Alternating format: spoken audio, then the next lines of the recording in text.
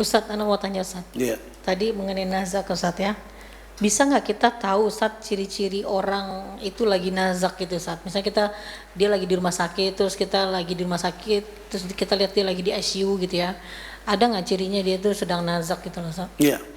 Barakallahu Ibu sekalian. Di dalam surat Al-Qiyamah itu ya disebutkan tentang kalla bal tuhibbuna al-ajilah wa tadaruna al-akhirah wujuhu yawma idzin nadhira ila rabbiha nadhira wa wujuhu yawma idzin basira tadunnu an yuf'ala biha faqira kalla idza balagatit taraqi wa qila man raq wa dhanna annahu al-firaq wal tafatis saqu bis-saq ila rabbika yawma idzil masaq. Ketika napas itu sudah di kerongkongan, orang pun mulai membacakan Quran di telinganya. Ya Bu, kemudian nazak, mulai dicabut nyawanya. Apa yang nampak? Kata Allah, kakinya mulai dempet. Kakinya menempel Ibu. Ini apa namanya? Sak itu inilah apa namanya? Betis. Betisnya itu nempel Ibu. Nempel dengan apa? Betis sama betis.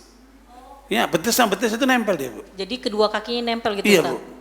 Betis sama betis nempel. Nah itu. Disitulah dia sedang digiring menuju Tuhannya. Rohnya sedang keluar dia. Biasanya waktunya berapa lama tuh, Ustaz? Wallahu alam. Ya, nggak bisa karena satu sama orang lain beda-beda. Ya, Bu. Dan roh itu keluar dari kaki, Bu. Mulai dingin kakinya, Bu. Ya, makanya dari kaki dulu dia nempel. Mulailah dingin kakinya itu dia naik ke atas rohnya, terus dia lihat ke atas selepasnya. Kalau orang beriman, maka dia dengan tenangnya, ya ayyatuhan nafsul mutmainnah irji'i ila rabbiki radiyatan maradiyah fadkhuli fi ibadi wadkhuli jannah. Tapi kalau orang itu munafik atau kafir, malaikat mukulin, Bu. Ya dribuna. Mereka memukul dari kanan, dari kiri malaikat itu. Sehingga orang itu merasa kesakitan pasti. Na'udzubillah min dzalik. Makanya dalam posisi sedang nazak seperti itu, orang itu harus dideketin, ditalkin, dibacakan la ilaha illallah di telinganya. Ya. Suatu kali saya diberitahu sama orang, Pak Ustadz, tetangga itu sedang nazak akan meninggal dunia. Saya cepat-cepat datang, assalamualaikum. Dia sedang apa? Saya terdengarkan la ilaha illallah, la ilaha illallah, la ilaha illallah. Ya, saya suarakan di telinganya. Tiba-tiba dia teriak, sakit tahu. Astagfirullahaladzim, kaget kita. Dia bilang sakit tahu. Ya sabar, sabar. Sebut nama Allah, Allah, hasbunallah, subhanallah, walhamdulillah, wa la ilaha illallah, Allahu akbar. Kita ajarkan terus. Terus tidur dia, Ibu.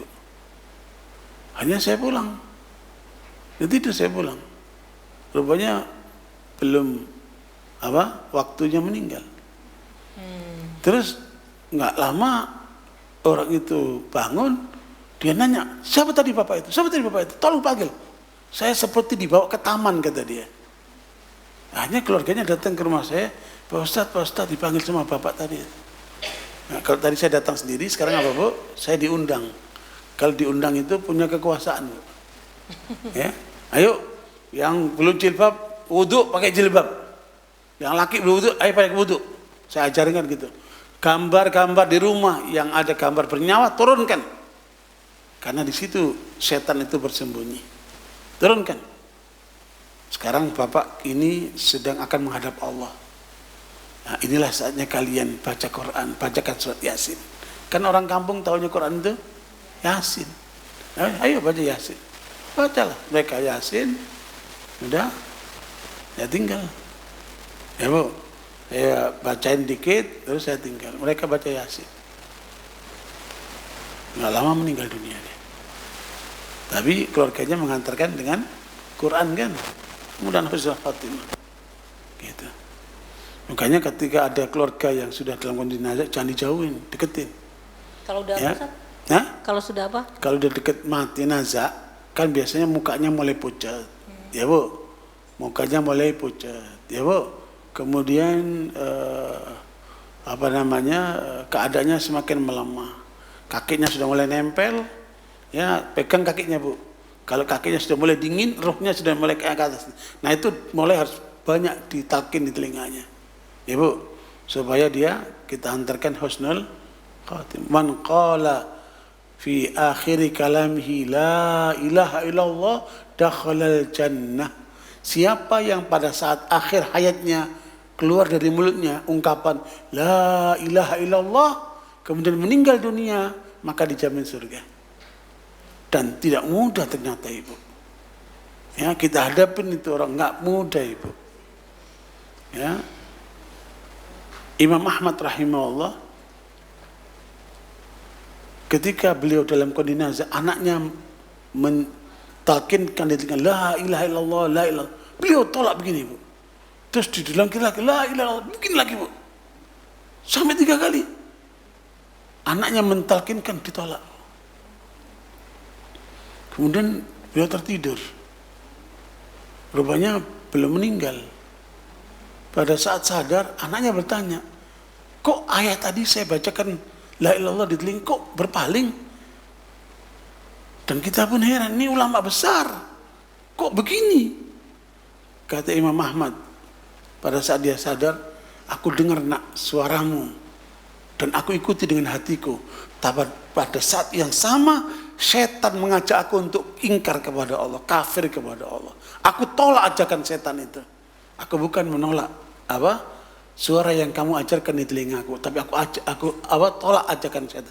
Maknanya apa? Dalam kondisi orang akan meninggal itu, setannya banyak sekali, Bu. Mempengaruhi sedemikian rupa kan. Makanya jangan lupa untuk kita dampingin orang yang akan meninggal dunia itu. Dia sedang berjuang melawan setan itu. Makanya kita bacakan Quran untuk mengusir pengaruh setan itu. Gitu.